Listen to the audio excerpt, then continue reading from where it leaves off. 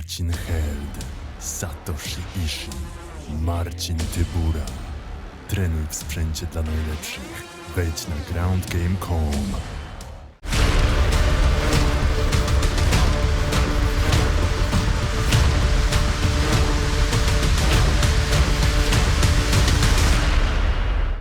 Alistair, I wanted to ask you about some of your biggest moments, highlights from your career, both in and out of the cage. I know I'm a little late on this one, but I think a lot of fans always wanted to know, how did you end up in the music videos from LMFAO? Sexy and I Know It and Sorry for Party Rockin'.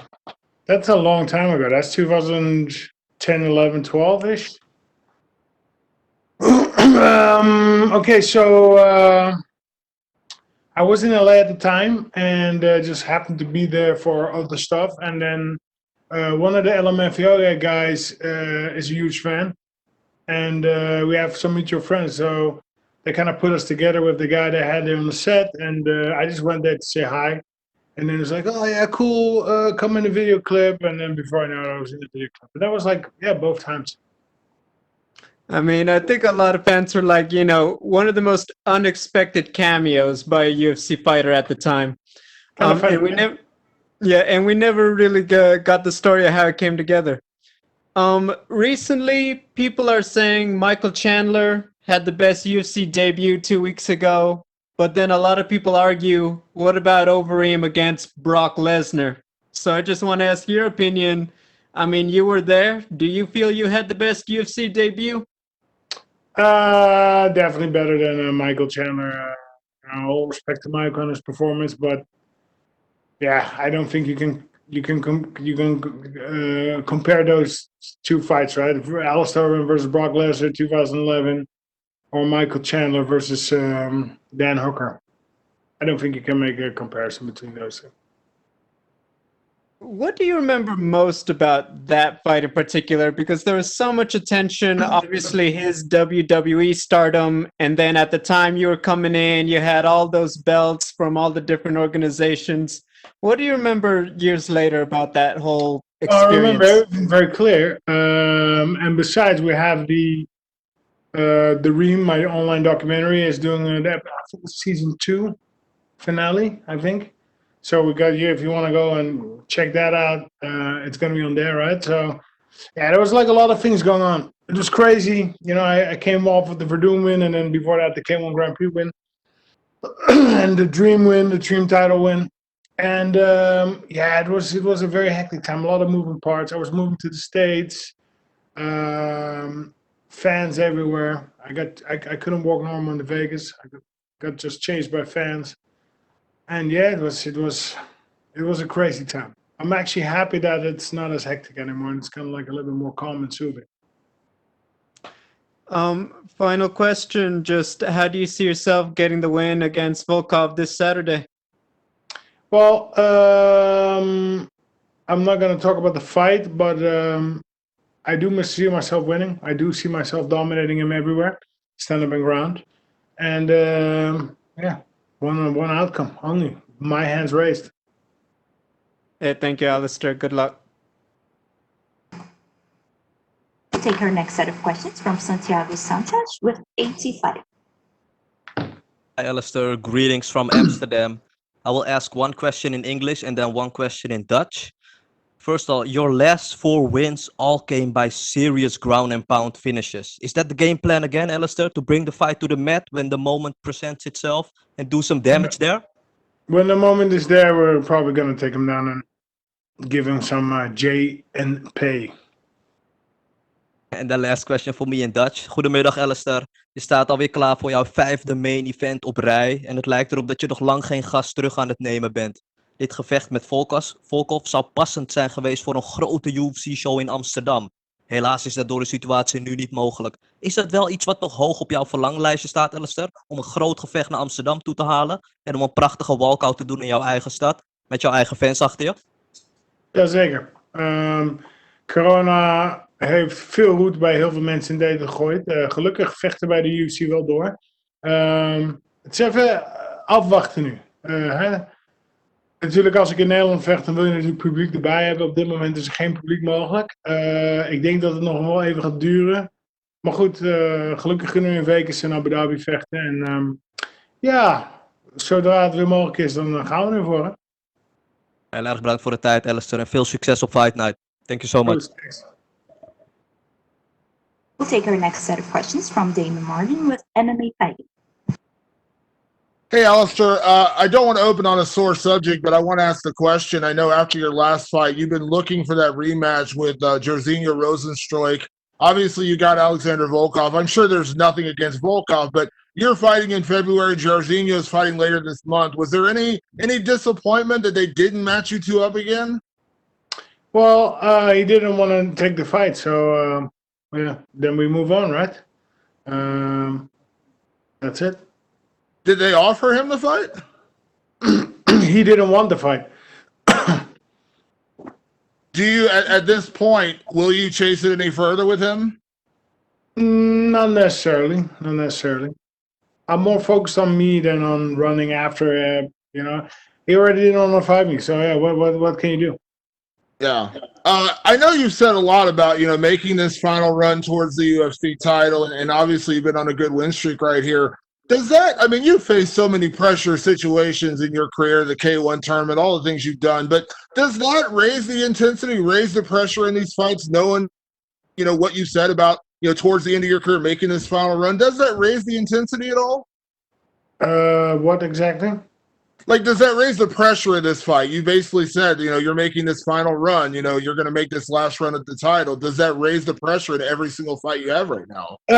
No, not really. Listen, I'm enjoying myself. I'm enjoying the walkout, the fight, and everything that comes with it. So there is not really pressure, and I think that pressure also doesn't improve your performance. So there wouldn't be any pressure. Of course, the pressure is always kind of there, but I'm just enjoying it.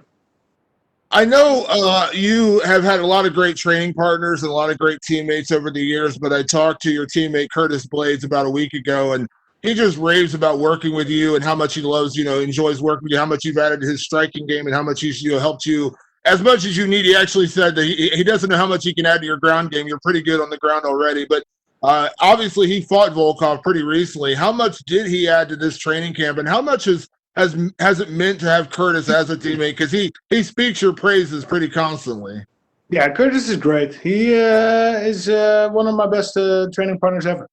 Very humble giant. I do believe we lift each other up. And yes, he fought Volkov, so of course there's going to be some tips and some pointers there. And yeah, other than that, we push each other in a positive way. Last one for me, as you mentioned, you're making this final run at the title. Are you showing patience in that run? And the reason I ask that question is because obviously we know we got Stipe and Ngannou fighting in March, and then John Jones is supposed to get the next title shot. Obviously your teammate Curtis Blades is right there as well. Are you willing to show patience for this title shot, knowing it may take a couple, 3 more fights depending on how this plays out? Let's fight Saturday and see what happens there, and then afterwards we'll talk again. Thank you, Alistair. We'll take our next set of questions from Sumik Data with Sportową. Hey, Alistair, welcome back and hope you're doing well. Yes. So you've said that this would be a final run for a shot at the title. You're coming into this fight on the back of 2 big wins. How many more wins do you think you're going to need to get that title shot? I believe after this win we can start talking about it. So this one, maybe 2. Now, there has been a lot of talks of John Jones possibly fighting for the title later this year. If you go on to win this many fights, do you somewhat fear that the UFC might give him the shot ahead of yourself? Yeah, that could happen. There could be some waiting involved. I don't know, right? Nobody knows. Let's just focus on Saturday and see what happens. So the next heavyweight title fight, as we know, will be between Stipe Miocic and Francis Ngannou at UFC 260. You faced both men in the past. What are your predictions for that fight? I could see maybe Stipe taking it again, but either, both are tremendous athletes, so it can go either way. And last question for me. You mentioned recently that if you win the belt, you would retire immediately announce retire.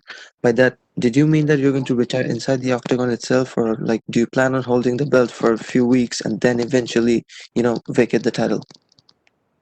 I don't know yet. Good question though, but I don't know yet. Okay, look forward to fight this weekend and good luck to you, sir. Thank you. Who's? We'll take our next set of questions from Nikita Korsny with Sport Express. Alistair, hello. Big honor to speak to you. How are Alistair, you?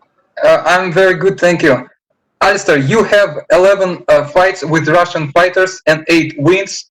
Can you recollect the most memorable one?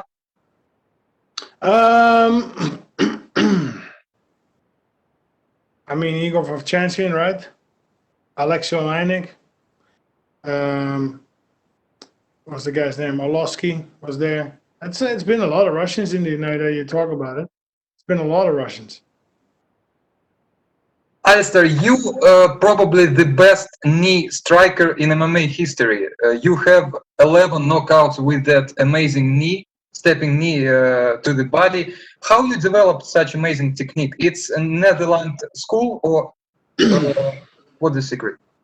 Well, it's a Muay Thai knee, right? Originally from Thailand. But I used to have this Dutch coach, Lucien Carbin, and he had all the Muay Thai techniques. So I would train a lot of knees with him. But before that, I already had some knees, a lot of knee victories. So yeah, just always train my knees. What openings do you special need to land this knee? Well, it's good from the clinch, but also when you're punching and then throw the knee unsuspected, it's also effective. Alistair, you have that some really interesting tendency to lose fights when you win them, and against fighters that you much more high class. That Antonio Bigfoot fight, Travis Brown fight, and Ben Rothfeld fight. You much more skillful guy than them. How do you think it's some mental or why you lost that fight? You should must win. How do you think? Well, listen, fighting is fighting. There's an X factor. Anything can happen. In general, I believe I win 80% of all my fights, so we're still good there. But listen, it's a real fight. Things can happen. You can actually lose a fight. There's no guarantees for me. Alistair, do you remember such a Russian fighter, Yuri Kochkin? You have 2 fights with him in rings, and he won this fights. Do you remember him? I do. Believe it or not, I have interview with him 1 week ago, and that wins overuse for him so much important that in his application WhatsApp on mobile phone, in his photo profile, he has screenshot from your fight, and when ref raised his hand. Just imagine how this wins important for him, and he remembers the meeting with you in Yekaterinburg after the fight. Some cups of beer, and he said that you're an amazing person, and he would dream to communicate with you, but he doesn't know no English, no Dutch. So maybe some warm words for him. He will be very happy to listen to them. Yeah, say hello to him. And is he still in Yekaterinburg? Yes, he lives in Yekaterinburg. He's now 56 years old. He's a karate coach. Yeah, tell him I will come visit him sometime. Probably after COVID, so probably next year. But I will come to visit him. A very respectful gentleman, and it was an honor to have shared the ring not once but twice with him. Alistair, you have 3 ground and pound wins in your last 5 wins. It's because you moved to Team Elevation, or why your ground and pound became so terrifying? I kind of always liked it, but Team Elevation really likes the ground and pound, so yeah, we do trend a lot. Alistair, your last submission win was in 2009. How hard work you now on your submissions, and what submissions you like the most on this period of your career? Yeah, we have submissions, we train them, but I don't know, for some sort of reason, it takes 2 to tango. Your opponent must also cooperate with the submission. And yeah, I don't know, for some sort of reason, it is more ground and pound. You're right. Alistair, some words about Alexander Volkov. He's some kind of new breed of heavyweight. He's very tall. His karate style, a very unique style. Does he bring something special for you? Definitely have the reach advantage. I think he's a strong fighter. I think he's a technical fighter. I think he's also a very intelligent fighter. So it promises all to be a very good competition. Alistair, last two questions from me. You have a lot of sparrings with John Jones. Have you ever wobbled him or hurt him in sparrings? I would not talk about disrespectful about John. But he in top 3 the most talented fighters you ever spar. Yes? Maybe. Yeah, he's very good. He's very gifted. It will be a very good move for him to come up to heavyweight. I foresee a lot of excellent fights. Alistair, last question. I've talked to Frank Mir last year, and he said that his body felt beat up because he has so long career. You have endless career. When you woke up in the morning, does your body feel a little bit sore, painful, or that Jamaican genetics so crazy that you feel still amazing now? I'm still 100%. Still 100%. Yeah. Alistair, thank you very much. Thank you very much. Big honor speak to you, and good luck. Thank you. Thank you. We'll take our next set of questions from Cody Cruz with For the Win MMA. How you doing, Alistair? Good to talk to you. Yes, good afternoon or evening or where you may be. I'm in Santiago de Chile, so it's evening yet. Thank you for asking, man. We could spend hours talking about all your accomplishments in combat sports. When you started this journey, could you imagine that you'd still be a top 5 contender in the biggest platform the sport has to offer at this stage of your career? Well, I mean, when I started, I you never know when you're that young, right? I never could imagine after 20 years I would still be fighting.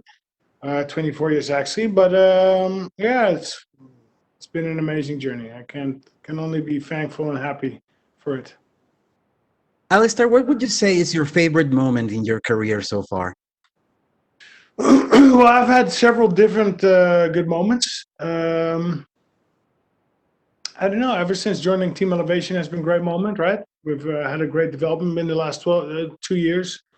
Great fights, exciting fights. The K1 period was amazing, right? Winning the K1 championship, and then a couple weeks later, the Dream Championship. Earlier, the light heavyweight Grand Prix Pride was also an amazing moment. So my career having its ups and its downs, but every time coming back up and having a great moment. Alistair, you mentioned Elevation Team. How did you feel for this fight camp? I read that you seclude yourself and your girls to get into battle mode. That's the way you put it on social media. How difficult is it for you to lock daddy up and get ready for war? Yeah, so I don't see them for a month or so, and I just focus on myself and I focus on the fight. Focus on training. Yeah, I have to say, getting older and seeing them grow, and it becomes more hard. It becomes more difficult. Very true.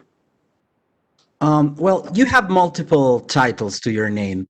How important is it for you to hold UFC gold in terms of legacy? Is this something in your mind at all, or you don't pay attention to that? Well, a little bit, but not too much. I foremost always try to enjoy myself, and I think if you're thinking too much about the belt, you're maybe not enjoying yourself. So I don't think about it too much, but it would be nice to win the UFC belt, cement the legacy as the great of all times.